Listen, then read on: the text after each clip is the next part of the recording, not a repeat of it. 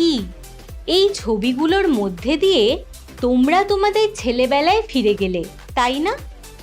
যখন পড়াশোনায় একদম মন বসতো না, সবসময় খেলার মধ্যে দিয়েই সারাদিন কেটে যেত।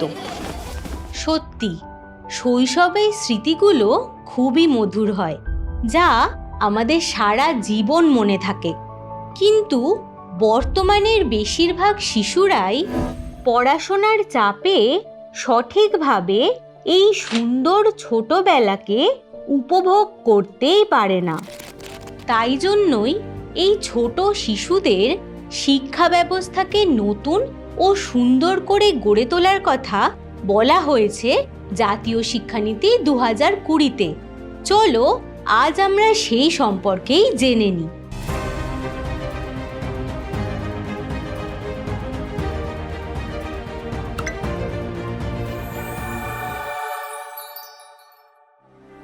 পূর্বে প্রাথমিক শিক্ষা ছিল প্রথম থেকে চতুর্থ বা পঞ্চম শ্রেণী পর্যন্ত, কিন্তু বর্তমানে জাতীয় শিক্ষানীতি 2020 অনুসারে প্রাথমিক স্তর বলে নির্দিষ্ট কোনো স্তর থাকবে না।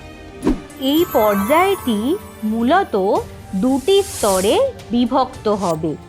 প্রথমটি ফাউন্ডেশনাল স্টেজ বা ভিত্তি স্তর এবং দ্বিতীয়টি হল প্রিপারেটরি স্টেজ বা প্রস্তুতি স্তর। 2020 জাতীয় শিক্ষানীতিতে বলা হয়েছে ফাউন্ডেশনাল স্তরের শিক্ষাকাল হবে 5 বছরের, অর্থাৎ 3 বছরের প্রাক প্রাথমিক শিক্ষা। এই স্তরে শিশুর বয়স হবে 3 থেকে 6 বছর। এখানে অঙ্গনওয়াড়ি, প্রি স্কুল, বালবাটিকা ইত্যাদি অন্তর্ভুক্ত থাকবে এবং পরবর্তী স্তর 2 বছরের। প্রথম ও দ্বিতীয় শ্রেণী নিয়ে এটি গড়ে উঠবে। এখানে শিশুদের বয়স হবে 6 থেকে 8 বছর। আবার অন্যদিকে প্রিপারেটরি স্তরের শিক্ষাকাল হবে 3 বছরের। এর মধ্যে থাকবে তৃতীয়, চতুর্থ ও পঞ্চম শ্রেণী। এই স্তরে শিক্ষার্থীদের বয়স হবে 8 থেকে 11 বছর। শিক্ষার প্রথম 5 বছর অর্থাৎ ফাউন্ডেশনাল স্তরে শিশুরা মাতৃভাষার মাধ্যমে শিখবে, কারণ এর মাধ্যমেই শিশুরা সব থেকে ভালোভাবে শিখতে ও বুঝতে পারে। সব থেকে গুরুত্বপূর্ণ বিষয় হলো এই শিক্ষানীতিতে রোট লার্নিং বা না বুঝে মুখস্থ করার বদলে বিষয়কে বুঝে পড়ার উপর গুরুত্ব দেওয়া হয়েছে।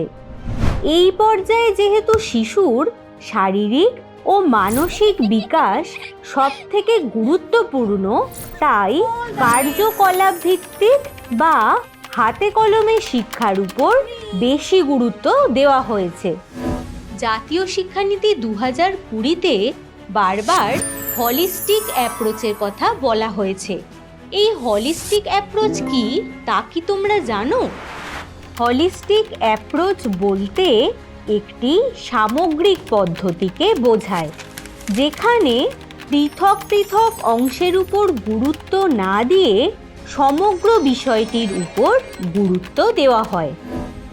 এখানে মনে করা হয় যে একটি বিষয়ের প্রত্যেকটি অংশ পরস্পরের সঙ্গে নিয়মানুসারে সম্পর্কযুক্ত এবং একটি অংশ অপরটির উপর প্রভাব বিস্তার করে।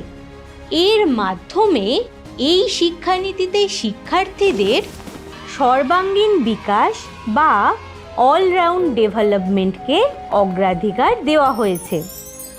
বলা হয় এই ফাউন্ডেশনাল স্তরে শিক্ষার্থীদের কোনো পরীক্ষা দিতে হবে না, কিন্তু প্রিপারেটরি স্তর থেকে শিক্ষার্থীদের পরীক্ষা দিতে হবে।